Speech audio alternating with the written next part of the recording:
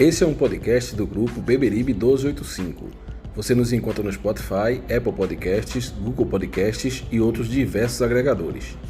Estamos também no YouTube, basta procurar por Beberibe 1285 e dar o play. Nossas redes sociais são o Twitter, @podbeberibe1285 e o Instagram é o podcast Beberibe 1285. Deem o play, nos sigam e compartilhem. Fala galera coral, começando aqui mais um Beberibe 1285. Já faz um tempo que gravamos, estamos em 6 porque não colocamos um pré-jogo, o nosso pós-jogo não saiu logo após a partida de ontem, já que estamos gravando hoje à noite da segunda-feira, mas hoje esperamos trazer para vocês um podcast de qualidade. Estão comigo os nossos amigos Francisco de Assis e Reginaldo Cabral, e deve chegar em breve também o nosso amigo Gerailton Souza. Então vamos embora começar a falar sobre a Série C e o Santa Cruz. Senhores, vou passar aqui para os nossos ouvintes os jogos que ocorreram nessa nona rodada, né, de Série C. Rodada que teve 2 clássicos estaduais. O 13 venceu o Botafogo da Paraíba e conquistou a sua primeira vitória na competição, né, na Série C. Botafogo virou freguês do 13 esse ano. É verdade, é verdade. Depois da eliminação, o Botafogo está mais desmantelado do que carreira de vaca véia. Tá quebrado. O Manaus venceu o saco de pancadas da Série C, que é o Imperatriz, né? A duras penas, viu? A duras penas. Eu achando que, eu pensei, isso segura empate, Imperatriz, segura empate, eu tava pedindo demais. Imperatriz é fraquíssimo. O Paysandu, jogando no Mangueirão, no outro clássico da rodada, perdeu para o Remo ganhou de 3-2. O Remo jogo de jogadores da base, viu? O Remo o quê, Reginaldo? Repleto de jogadores da base. É um jogo, eu não sei se você chegou a acompanhar também o jogo, mas um jogo muito aberto dos dois times. Lá e cá, um jogo até bom. Esse clássico lá no Pará. Eu não só vi, Maurício, como ouvi pela Rádio Clube do Pará e fiquei o resto do sábado com o carimbó do Remo na cabeça. Porque quando sai gol na Rádio Clube do Pará, ele bota um carimbó do Remo. Rapaz, até a letra eu decorei, viu? É uma coisa impressionante, um carimbó lá. O Paysandu empatou, o Remo abriu 2-0, né? O Remo abriu 2-0. E o Paysandu empatou já no final de jogo, né? Como foi? O gol de Nicolas e o outro jogador aos 43, aos 47 ele levou o gol, não foi? Interessante que quem empata nessa condição tem a tendência de crescer, né? Mas não, o Paysandu vai, empata, parecia que o Remo ia se complicar, o Remo vai e faz o terceiro. É verdade. Paysandu, que é o nosso próximo adversário, que tem um zagueiro que sobe muito bem na bola, o tal de Wesley Matos. A gente tem Elivelton, que também sobe muito bem. Acho que ele consegue sair meio centímetro do...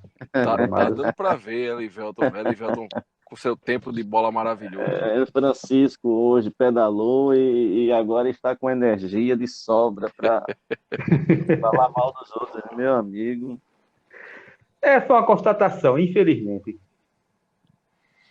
No domingo, o que é estranho, porque Elivelton nos primeiros jogos se destacou justamente pela boa impulsão e pelo cabeceio, né? Exatamente. E pela velocidade de recuperação na jogada.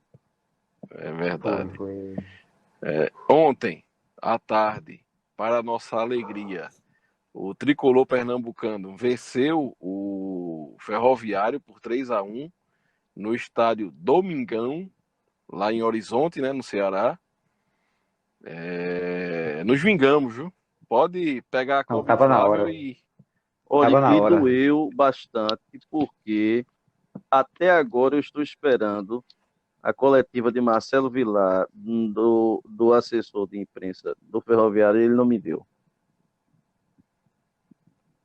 O cara tá de cabeça inchada, Mas professor. também, E qual é a culpa que eu tenho? E agora, nesse momento, está ocorrendo o jogo entre Vila Nova e Jacuipense, né? Já, na verdade, Jacuipense e Vila Nova, lá em Pituaçu. E o Vila Nova vai vencendo a Jacuipense por 2-0. a Jacuipense, A quando o classe... mando de campo é dela, parece que eles farrapam, né? Falam Fora eles Verdade, complicam isso há mais. mais de um mês. É um time bom, jogando de maneira reativa, propondo o jogo é diferente. E outra coisa, esse resultado nada mais é do que um resultado tipo de Série C. Imprevisível. Eu não duvido nada ter é verdade. virada, eu não duvido nada ser uma goleada, eu não duvido. Porque a Série C é isso, todo mundo nivelado por baixo. Eu não duvido Ontem nada ser foi um um bom resultado jogo. imprevisível, né? Veja, a própria Jacuipense, quando jogou com o Santos, a gente viu um time organizadinho, boas peças, qualidade nos jogadores. Mas as chances que a Jacuipense teve, quem deu foi o Santa Cruz. Foi Foi. o próprio Santa que forneceu ao adversário as chances, errando na saída de bola e tal. Não foi nada de extraordinário. Foi feito ontem. Entre aspas, sufoco que o Santa Cruz levou no segundo tempo, entre aspas, durante um período, foi ocasionado por falhas do Santa Cruz, do próprio Santa Cruz, e não mérito do Ferroviário de criação de jogada. Não. Isso é Série C, meu Professor, amigo. É Série C, é assim. deixa eu passar aqui a classificação de momento para a gente entrar no jogo de ontem. Santa Cruz é o líder com 18 pontos. O Remo vem em segundo após vencer o Clássico com 16. Ganhou uma posição. O Vila Nova, já contando com a pontuação do jogo de hoje, que ele está vencendo, é o terceiro com 16. E o Ferroviário é o quarto com 14 pontos. Em quinto lugar vem o Paysandu com 11, 7 pontos atrás do Santa Cruz, que é o líder. Ou seja, estamos com a gordura que dá para administrar nessa Série C, né? Mais de 2 rodadas. Pois é. Isso. O Manaus é o sexto com 11, Jacuipense com um jogo a menos é o sétimo com 10, o Botafogo da Paraíba é o oitavo com 8 pontos, o 13 reagiu nessa última rodada e tem um jogo a menos também, é o nono com sétimo, e o Imperatriz, que tem 2 jogos a menos, é o 10º com apenas 1 ponto. Vai ser rebaixado. Agora veja. Antes de entrar no jogo de domingo, de ontem, veja como vai ser importante a próxima rodada. A Cruz pega o Paysandu. Jogo de vida ou morte para o Paysandu. Se o Paysandu ganha e tem, dentre os times que eu vi jogar, né, colocando todos os fatores, qualidade, camisa, tradição, eu acho o adversário mais difícil. Se o Paysandu perde, a briga dele vai ser para não cair. O jogo de domingo que vem para o Paysandu é crucial, porque se ele ganha, ele vai lutar para classificar. Se ele perde, ele luta para não cair, porque ele vai ficar muito distante. Então é um jogo fundamental. Aí você olha o outro jogo, Botafogo da Paraíba e Remo. Não, Botafogo Não, da Paraíba e Botafogo e Ferroviário. Ferroviário. Veja, o Ferroviário tem que ganhar para não sair do G4, que pode sair. E o Botafogo também na mesma situação do Paysandu. Se perde, a luta vai ser para não cair. Então, um jogo decisivo para o Botafogo. O Remo é contra o Jacuipense, Jacuipense, aonde lá no Mangueirão.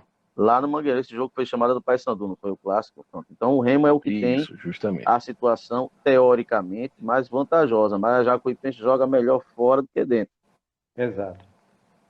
E o Manaus, o Vila pega o Manaus. Jogo também importantíssimo para o Manaus, porque se ele perde, a luta dele vai ser para não cair. Então, veja que o segundo turno tende a ter jogos mais difíceis, a ter jogos mais equilibrados do que já é equilibrado, que é a Série C, né? Já é equilibrado por. Mas o segundo turno tende a ter um número de empates maiores. Por quê? Porque a disputa vai ser maior, porque quem está lutando para não cair não vai querer cair, vai ter que ganhar para reagir. E quem está lá na frente vai ter que se consolidar na classificação. Então são jogos dificílimos, onde o mando de campo é imprescindível. Inclusive, professor, nessa briga para não cair, o outro jogo que acontece no domingo, que é o único jogo que a gente não citou ainda, é Imperatriz e 13. Eles jogam na Frei quinta e jogam no Epifânio. domingo. Eles vão Jogam jogar na na quinta e jogam no quinta, domingo, justamente. na quinta em Lá na Imperatriz Paraíba, e no domingo em Campina Grande. não. Na quinta em Jogão Campina esse, né? Grande É e verdade. no domingo lá no Frei Epifânio Imperatriz. É o que, Vai ser um Francisco? jogo de encher a vista esse. Agora Cheira encher a a vista de vista quê? De de lágrimas. Que olha, os meus amigos de Campina Grande, viu, devem estar lamentando que João Pessoa também a situação está muito boa, não. Que Botafogo e 13, o Botafogo é o oitavo, o 13 é o nono, e o 13 ainda está tirando onda porque ganhou do Botafogo de novo. Agora eu vi os jogos do Botafogo. Eu vi até o Botafogo da partida que ele fez contra o Santa Cruz, que ele perdeu lá. O Botafogo evoluiu. Ele conseguiu evoluir tecnicamente. Chegaram alguns reforços. Eu não sei porquê, infelizmente, ele não conseguiu O que não está decolar. evoluindo é o No jogo, resultado, né? no jogo contra o Remo, se eu não me engano, ele estava vencendo e levou o gol no final.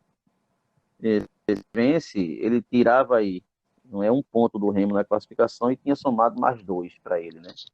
Estaria agora, no caso, com 10 pontos. Enfim, coisas da terceira divisão. Senhores, o Santa Cruz foi a campo nesse domingo contra o Ferroviário e a escalação do time: Maicon Cleiton no gol, Totti na lateral direita, Elivelton e Dani Moraes, nossa dupla de zaga, e Leonan fazendo sua estreia na lateral esquerda. André e Bileu, nossa dupla de volantes, Tinga e Didira mais à frente, né? Com Didira mais aberto pela esquerda e Tinga mais aberto pela direita. E Michael Félix e Pipico.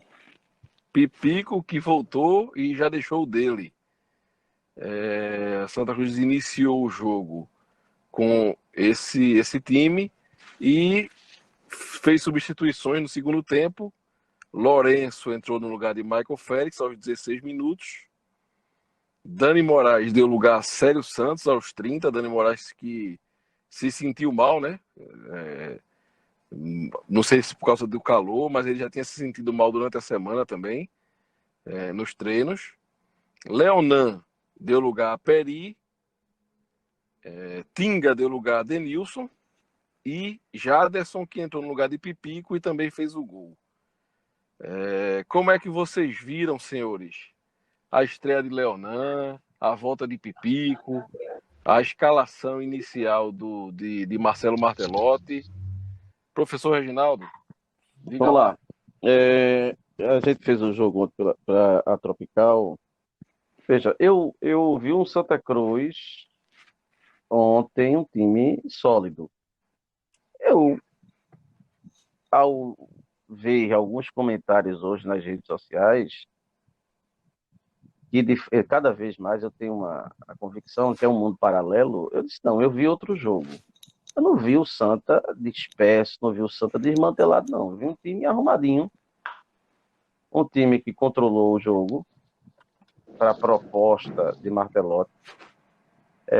Um time que mesmo com um campo que não dava condições, devido à irregularidade do gramado, um time que estava fazendo a transição do jogo com a bola de pé em pé, Santa Cruz não saiu no chutão, que é uma característica que tem que ser ressaltada.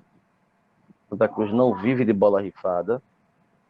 É um time que propôs mais o jogo do que o próprio Ferroviário, que era o mandante da partida. Conseguiu fazer o gol numa jogada de contra-ataque,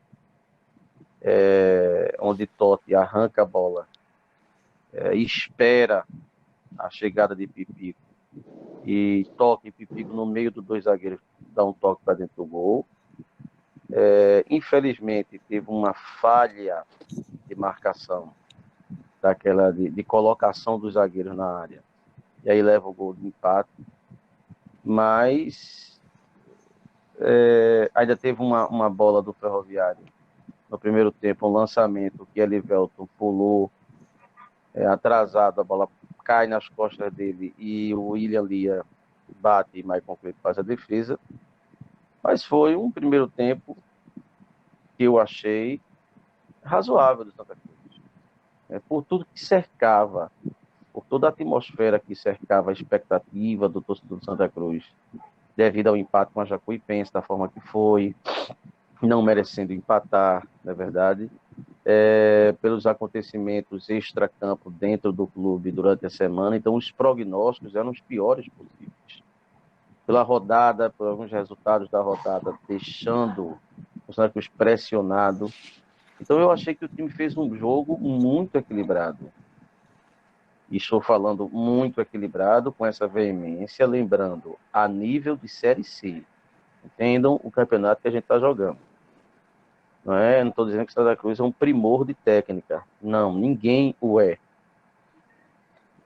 Volta para o segundo tempo e o Santa Cruz, o Ferroviário, imprime um certo volume de jogo na tentativa de chegar à frente do marcador. Marcelo Vilar põe o time mais para frente, mas ele ficava rondando a área do Santa, mas sem ter chances concretas. E aí, aos 12 minutos, Didira, uma falta, um contra-ataque, derrubado o jogador do Santa, Pipico, e Didira faz o golaço. Santa Cruz na frente do marcador novamente. Aí vem as substituições. Leonan, que tinha feito um bom primeiro tempo, que eu considero mesmo falhando individualmente no gol, saiu de lugar a Peri. Dani Moraes já tinha saído, aí deu lugar a Célio Santos. Michael Félix, que fez um papel interessante no que tange a prender a bola, fez um papel de pivô até interessante para o jogo. Na ocasião que o Santa Cruz estava atrás, quando a bola vinha para frente, ele prendia os zagueiros. E entrou Lourenço. Lourenço mostrou para mim algumas características interessantes, mas tentou fazer um jogo em que o campo não permitia. Ele tentou conduzir demais a bola no gramado ruim. Peri entrou e deixou um buraco impressionante. É incrível a falta de ritmo de Peri e como isso está afetando o seu futebol. A falta de ritmo de Peri leva os adversários a terem uma avenida para explorar. E foi justamente na entrada de Peri que surgiram duas grandes oportunidades, uma com Siloé e uma com Reinaldo, em que eles chutaram por cima, uma mais com a da defesa, justamente nas costas de Peri, que não tem preparo físico para acompanhar os jogadores. Era visível, ele ficava atrás, o pessoal partia na frente e ele ficava atrás, porque ele não tinha perna para chegar. Chegava atrasado no lance, os caras já estavam na bola, e aí o Santa Cruz correu um certo risco. Mas sempre saindo com estocadas no contra-ataque, até que em uma das bolas, Jaderson pega a bola pela esquerda, faz o cruzamento, a bola resvala no zagueiro e entra. Para mim, uma vitória justa. Entendo uma vitória como justa. Você pode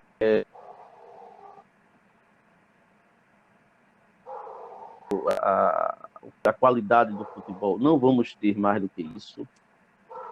A gente ainda teve fora 2 grandes jogadores, né? O Paulinho e o Chiquinho, o que permite dizer a gente, quando esses jogadores estarem nesse estilo que o Martelo está implementando, a tendência é que a gente apresente um pouco mais concatenado, mais organizado, fundamentalmente, por tudo que foi a semana do Santa Cruz, foi uma vitória para lavar a alma, uma vitória para se consolidar, foi uma vitória para ratificar a posição de postulante ao acesso. Isso ninguém pode negar. E aí, Francisco, como é que você viu o jogo desse domingo à tarde, Santa Cruz e Ferroviário, amigo? Maurício, Reginaldo já fez um bom resumo do jogo, uma boa análise, e eu não vou aqui me limitar a repetir o que ele falou, vou falar de questões pontuais.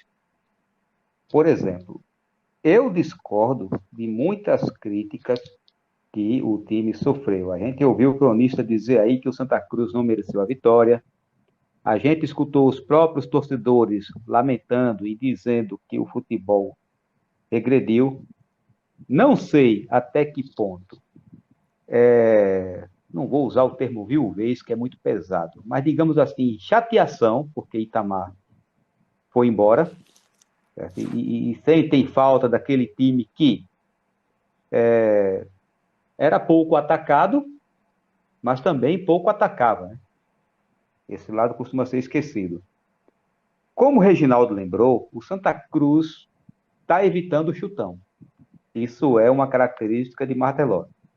Com todas as deficiências técnicas que o time, que a gente sabe que o plantel tem, o Santa Cruz tenta sair jogando. Tanto que as chances que eu vi do Ferroviário não foram jogadas, trabalhadas por ele. E olhe que o Ferroviário, a gente olhando para a Série C, vinha sendo como uma das melhores equipes. Estava co-liderando junto com o Santa Cruz, né? O Remo ultrapassou no sábado, que ficou com um jogo a mais após a vitória contra o Paysandu. Estava co-liderando o Ferroviário. Inclusive, era um adversário que estava sendo temido. Ou seja, dentro da Série C, era um time de qualidade. Então, de certa forma, era normal que o Ferroviário tivesse chances. Claro que é preocupante. Tem que tomar cuidado com esses erros individuais. O gol do Ferroviário pode-se dizer que foi um gol ridículo. Dormiram. Foi cheio de jogador do Santa Cruz na área. Leonan marcou com o olho. Aquela questão de que você olha a bola e você não acompanha o jogador. E o Mensalão fez o gol com muita facilidade. No contrapé de Michael Cleiton, que não teve nem o que fazer. Pontos positivos. Pipico, que vinha sendo muito criticado, muita gente dizendo que ele teria que ir embora, especularam que, como o salário estava atrasado, ele estava simulando contusão, esquecendo que, aparentemente, ele tem um problema crônico, toda temporada acontece isso. A gente sabe que é um ponto negativo, essa a questão de toda temporada ele ficar uns jogos fora, mas vamos lá. Ontem, se eu não me engano, foi o 60º jogo dele pelo Santa Cruz. Salvo engano, ele tem 30 gols em 3 temporadas. Se esses números estiverem certos, 0,5 por jogo. 0,5 por jogo. Quantos atacantes tem essa média? É difícil. A gente vive Poucos atacantes vive uma era em que os atacantes são artilheiros do campeonato com 5 gols. Exato. Não é verdade? Então a gente não está em condições de chegar assim, Pipico tem que ir embora. Vai ficar com quem? Até porque quem deve não tem esse direito. ainda tem esse detalhe. Então foi um ponto positivo. Ô, Francisco. Diga, Maurício. Eu costumo entrar nesse debate sobre Pipico com alguns torcedores e o pessoal, hoje em dia, ou você concorda com a pessoa ou você é inimiga da pessoa. Tá nesses termos. Inclusive, o debate político, futebolístico, de qualquer âmbito, ele se resume a piadinhas, ironias e risadagem. Entendeu? Síndrome de hiena, né? O cara Mas bota um kkkkkk. mas é o que ocorre. Alguns torcedores do Santa Cruz chegaram à conclusão de que o Santa Cruz está na Série C e não ganhou um pernambucano por conta de Pipico. Exato. De onde tiraram, eu não sei. Não, porque Pipico nunca ganhou nada. Eu não sou supersticioso. Então esse negócio, não, jogador, que não sei o quê. Inclusive, se colocou um apelido em um ex-atacante do Santa Cruz aqui, o Léo Gamalho, de aí, só faz gol inútil. E eu tô vendo aí ele fazendo gol inútil aí, um mói. De muito. Inclusive foi artilheiro da Copa do Brasil Léo pelo Santa Gamalho, Cruz na época que passou aqui. É muito gol inútil. Léo Gamalho fez 32 gols numa temporada. Mano. 32 gols. Mas foi praticamente crucificado. Cruz, era só gol inútil. Ele foi crucificado naquele jogo, a semifinal do Pernambucano, que a turma culpa o regulamento. Olha, que o regulamento é estranho, isso a gente sabe. Mas o Santa Cruz sabia como o regulamento era. Meteu 3-0, seu Vica sabia que aquele 3-0 era 1-0. Vica sabia disso. Aí ele entra em campo como se aqueles 3-0 fosse saldo. Aí o Santa Cruz ficou o tempo todinho atrás. Santa Cruz exatamente. Não passava do meio de campo. E o incompetente costuma ser tão castigado que quando o Sport, de tanto água mole e pedra dura, de tanto o Sport pressionar, o Sport fez o gol no final do jogo. Quando o Santa Cruz não tinha tempo para nada de reação. Porque se o Sport tivesse feito o gol com 30 minutos do primeiro tempo e início do segundo tempo, o Santa Cruz teria um tempo de reação, né? Mas para castigar o burro, para castigar o covarde, para castigar o incompetente, levou o gol no final. Aí Léo Gamalho ia fazer gol ali como? Pois é. Como é que Léo Gamalho ia fazer gol com aquela postura em campo do Santa Cruz? Aí não, artilheiro dos gols. Aquele jogo é o jogo que mostra claramente o que Muricy falava, a bola pune. A bola pune. E é bem feito. O Santa Cruz foi punido naquele jogo. Olha, eu como torcedor do Santa Cruz fiquei muito chateado, como todo tricolor. Mas sabe o que foi que me consolou ali? Por saber que Vica mereceu aquilo. O que me consolou foi aquilo. Foi isso. O futebol, quando ele mostra a justiça, a gente fica alegre. Embora tenha sido contra a gente, mas fez-se justiça a uma pessoa que abdicou de jogar. Abdicou. Ele abdicou de jogar. Aí tem torcedor que culpa o regulamento. Meu amigo, você começa o campeonato sabendo como o regulamento é. Não adianta culpar regulamento, não. Ele sabia. Mas, Francisco, voltando aqui à discussão de digressão aqui. Já escapou do jogo de ontem. Pois é. Voltando à discussão de Pipico. O que é que eu digo? Quando eu vou falar que Pipico, eu falo o que para mim é uma coisa óbvia. Pipico é o melhor atacante do Santa Cruz. Sem dúvida. Aí surgem respostas como a torcida do Santa Cruz agora idolatra jogador ruim. É porque vocês nunca viram um atacante bom jogar. Meu amigo, eu não estou falando que Pipico é Messi. Eu estou falando que no elenco que a gente tem hoje, não escalar Pipico é verdade. Doidice.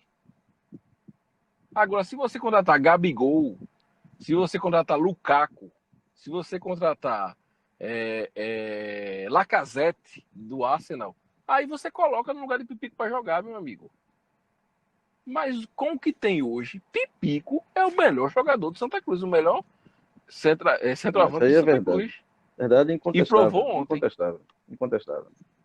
O grande problema, Maurício, é que sempre a torcida busca a torcida do Santa Cruz ela é especialista em racionalizar fracassos. Então ela tenta justificar fracassos. E aí ela justifica com as teorias mais absurdas possíveis. Por exemplo, se a gente aqui no Coirmão teve um caso O grande nome ídolo recente do Náutico é Cook. Cook, até os 29 anos de idade, não era ninguém no futebol. Inclusive, ele surgiu no futebol tarde. Ele veio para cá com 29 anos quase. Ou foi com 30. Mas ele surgiu no Náutico e foi o grande nome do Náutico. Assim, isso é uma bobagem. O problema é que quando o momento é ruim, não é? Se critica todo mundo. Enfim. Agora, só completando em relação ao jogo de ontem, duas coisas eu queria, só para a gente fechar a minha parte. Primeiro, são duas coisas positivíssimas. Primeiro, o fim, eu acho, da celeuma Martelotti e Tamachule. Que a gente estava toda rodada, mas o time de Tamachule. Mas o time de... Acabou. O treinador Martelotti, acabou, e o time é assim, acabou. Pronto, a vitória ontem veio, ratificou, o estilo de jogo é esse e acabou. Segundo, em 2 jogos, o Santa Cruz fez 6 gols. Isso é algo que precisa ser falado. O Santa Cruz, que vivia uma escassez de gol, e viveu a temporada toda, né, de goleadas de 1-0. O Santa Cruz fez 6 gols em 2 partidas. A gente passou vários jogos sem os atacantes fazerem gol. Isso é um ponto, exatamente, isso é um ponto positivíssimo, em que demonstra que gradativamente, paulatinamente, com treinamentos, com esforço, com dedicação e com a compreensão do elenco e o senso de se fechar com o treinador, comprar a ideia, a gente tende a evoluir. Eu penso o seguinte, diga, amor. Mas, Francisco, eu não sei se você lembra. Olha, eu lembro o seu seguinte, eu estava falando, que eu até disse que não ia fazer um resumo do jogo, porque Reginaldo já tinha feito. Eu vou continuar falando os pontos positivos. E é claro que eu sou suspeito para falar. Eu não vou aqui bancar o isento. Certo? Eu sempre gostei mais de treinador estilo Martelotti. O que é que eu falo com estilo Martelotti? Que primeiro pense em ganhar antes de temer a derrota. Porque o que é que me incomodava em Itamachule? Eu vou ficar falando mal do camarada aqui e dizer que Itamachule foi um câncer, que Itamachule deixou um saldo negativo. Eu sou doido. Mas me incomodava muito essa questão de, primeiro, arrumar a defesa para não perder. Certo? Perder não bastava, a gente viu o problema. Contra o Confiança na Copa do Nordeste, a gente sabia que o Santa Cruz ganhar a Copa do Nordeste e na atual condição era uma utopia. Mas era pedir muito passar pelo Confiança? Porque o Confiança está na Série B. O Confiança está na Série B, ele não é Série B. Não é o status dele. Aí pega o Confiança, do jeito que jogou, não iria ganhar. Não perdeu. Chegou nos pênaltis, perdeu a classificação. Vamos para o Náutico. A gente passou pelo Náutico, na semifinal do Pernambucano, passou nos pênaltis. Porque pela bola rolando, precisando ganhar. Não ganhou. Aí, para piorar tudo, a gente pega o pior time do Salgueiro na década, ironia do destino, né? O pior time do Salgueiro na década foi esse que foi campeão pernambucano, que fez história, porque até então o time do interior nunca tinha sido campeão pernambucano aqui. Muito pior do que o Salgueiro de 2015, que perdeu o título para o próprio Santa Cruz. Pior do que o Salgueiro de 2017, que perdeu o título para o Sport. Ganhou em cima do Santa Cruz, por quê? Porque o Santa Cruz não jogou para ganhar, sequer no Arruda. Eu vou até perdoar lá, que não era nem para tolerar isso aí.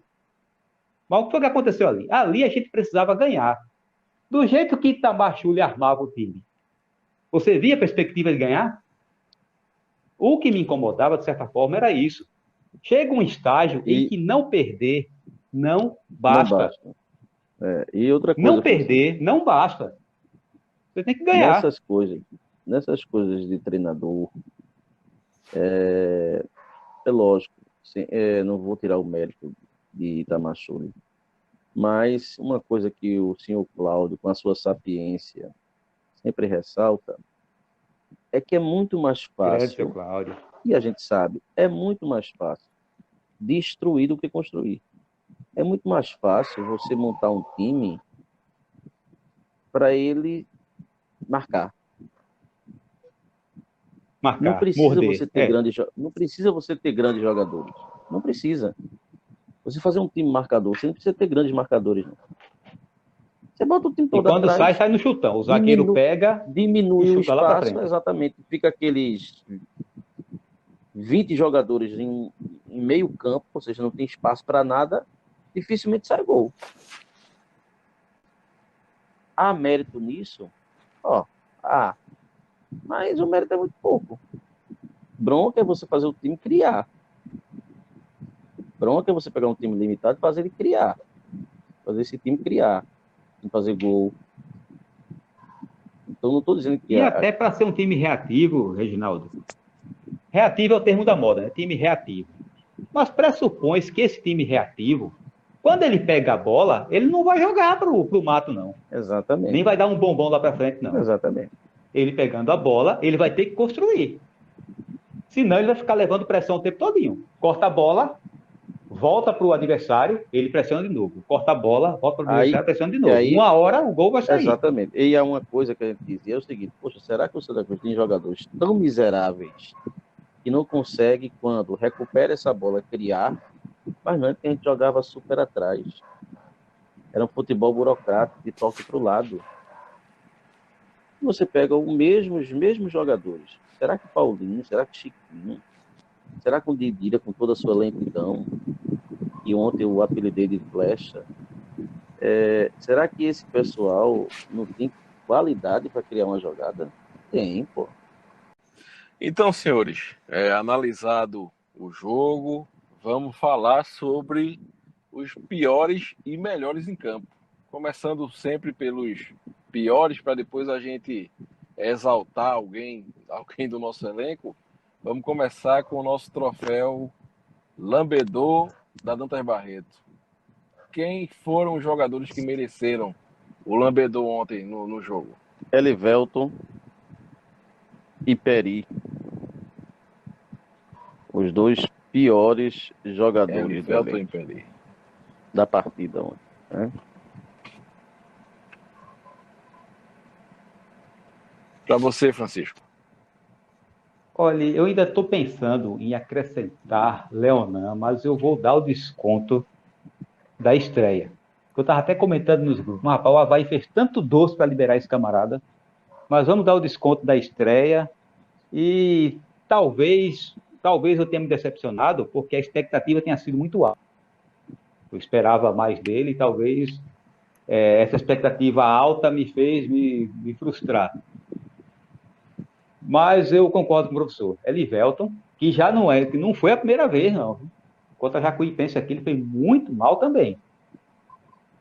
Muito mal.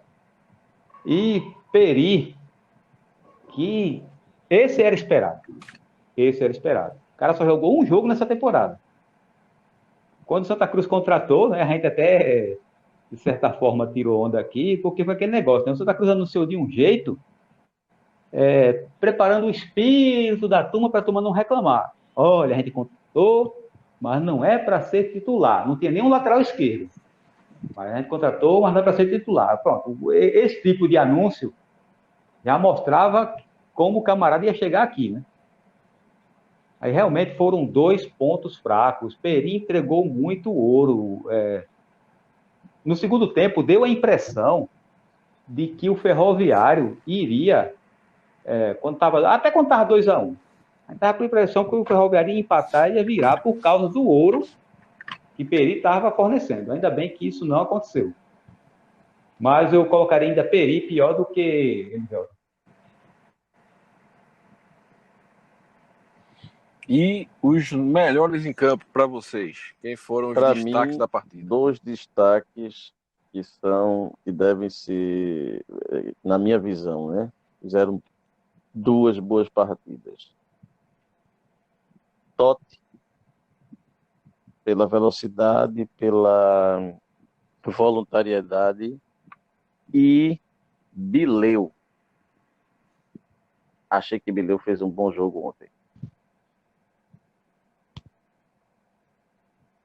E uma boa sacada de Martelotti e colocar Bileu para reforçar a marcação, né? Vamos lembrar disso aí. Depois do jogo contra a Jacuipense, uma coisa que confortou a gente é que ele leu bem o jogo, né? Ele viu que a gente precisava realmente segurar mais os volantes. E uma menção honrosa para Tinga, jogo. viu? Isso. Menção honrosa para Tinga. Acho que também foi um jogador extremamente voluntarioso e que fazia dentro de campo uma boa leitura do jogo.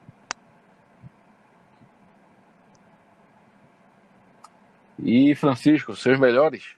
Olha, eu vou destacar Michael Clayton, mesmo ele tendo falhado no lance. Teve um lance que eu estou tentando entender aquela saída dele até agora. Mas vou dar um desconto, porque é a grande revelação da temporada, junto com o André, e é um goleiro muito novo. Então, esse tipo de coisa vai acontecer, e por isso que eu relevo. E ele fez defesas importantes novamente. Aquela que ele fechou o ângulo, o camarada chutou em cima dele, ali ele foi muito rápido. Tem goleiro que vai a passos lentos naquela bola ali. E ele fez uma defesa no primeiro tempo, num chute. Não lembro quem foi o jogador do Ferroviário que chutou, e com excelente defesa. William Lira. Então, William Lira, pronto. William Lira. Então, destaco Michael Clayton e Totti. Totti já virou lugar comum, né? Praticamente todo jogo a gente coloca Totti entre os melhores, porque ele mantém uma regularidade incrível. E bom lembrar. Eu vou lembrar para as viúvas aqui, certo? O que foi que o Thiago Costa fez em cima de Totti? Porque se Thiago Costa tivesse feito o gol ontem, eu não ia aguentar, não. Porque o que ia aparecer de jogo, tá vendo? Olha, deixaram o Thiago Costa ir embora. Levou um vareio. Não sei o quê. Foi, levou um vareio de Totti. Thiago Costa que ainda deixou muita viúva aqui no Santa Cruz. A gente correu risco com 3 na lei do ex, não foi? Era Thiago Costa, Lorenzi e Siloé. Já pensou Siloé fazendo gol? Agora, falar em Lorenzi, para mim, é a peça mais lúcida do Ferroviário. Inclusive, me impressionando o senso de posicionamento dele, e todas as bolas do Ferroviário passavam pelo pé dele. Era a cabeça pensante do Ferroviário. Ele, junto com o Mensalão, o Siloé é mais pirula, mas ele e o André Mensalão, os dois melhores jogadores. Uma coisa sobre o Ferroviário. Então, senhores, a gente pode colocar... Só uma coisa, Maurício. Ferroviário, para mostrar que quem está na Série C não é respeitado. Né? Vê o que fizeram com o Ferroviário. Não, tu não joga na arena, não. Aqui é para jogar os grandes. Os guris não jogam aqui, não. Botaram o Ferroviário para jogar em Horizonte, região metropolitana, num campo daquele estado. Eles entraram até com a faixa preta, não foi? Em sinal de luto, um protesto até válido, mas que mostra que a gente tem que sair da Série C o mais rápido possível, porque o tratamento é esse. O tratamento com quem está na Série C é esse. Se é justo ou não é outra coisa, mas o tratamento é esse.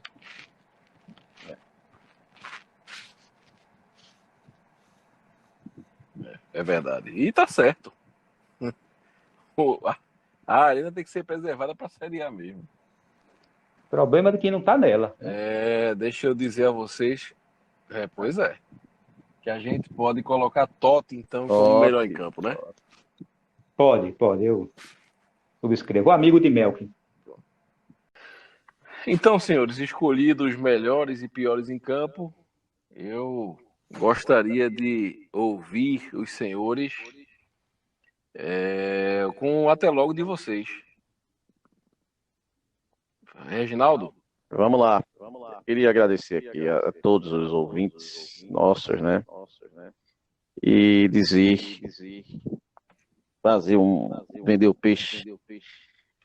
O nosso prefixo, a Rádio Tropical, foi a única ontem a estar presente na Vila Beberibe, momentos antes do jogo. Nós não tínhamos ontem uma equipe completa, então a gente teve que... Eu fiz reportagem ontem na Vila Beberibe, depois fui para a rádio para poder narrar o jogo. Então, aos ouvintes do podcast Biri 1285, foi um dia muito gratificante, né? Não só pela vitória do time, pela narração, mas por ver a torcida do Santa Cruz sair da inércia. A torcida do Santa Cruz que tinha chegado num estágio de apatia em que havia dois caminhos.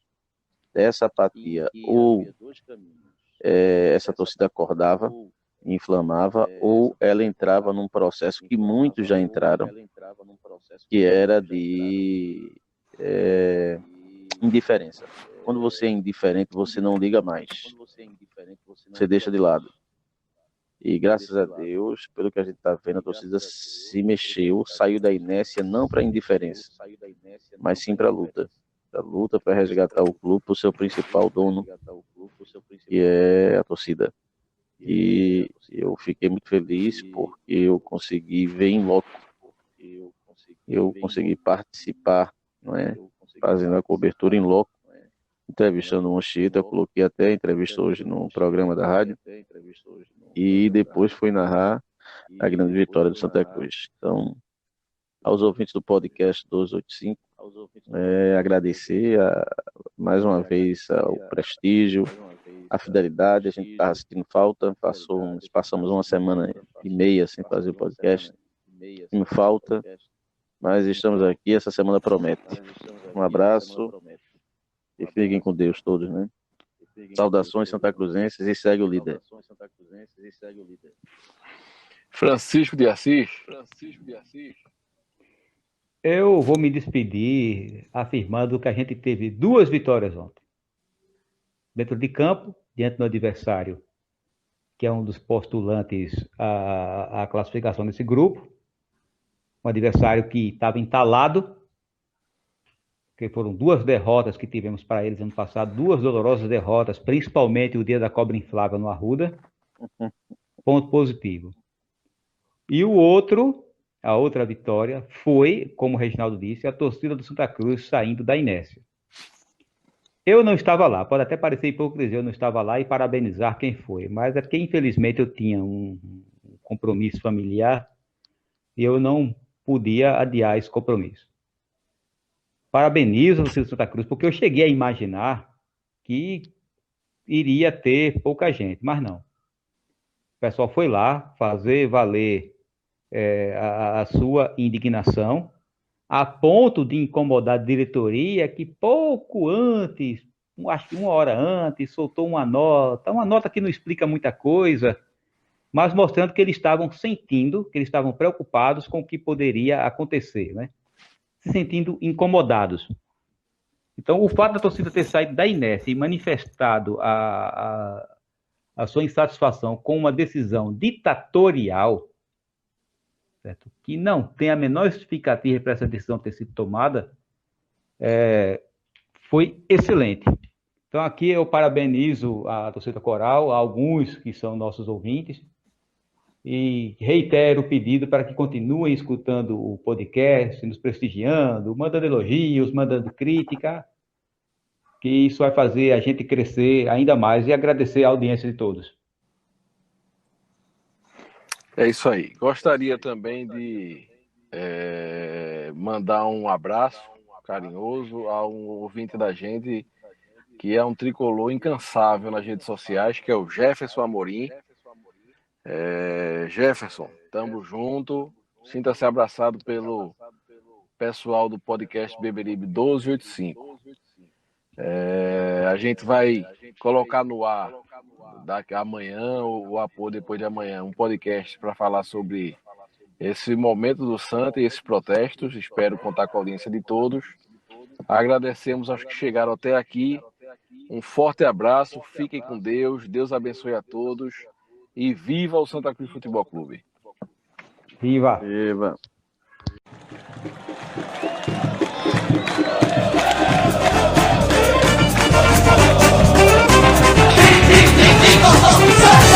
Não adianta mudar, seu doutor, meu coração sempre será tricolor. Eu não me canso de dizer, Santa Cruz até morrer.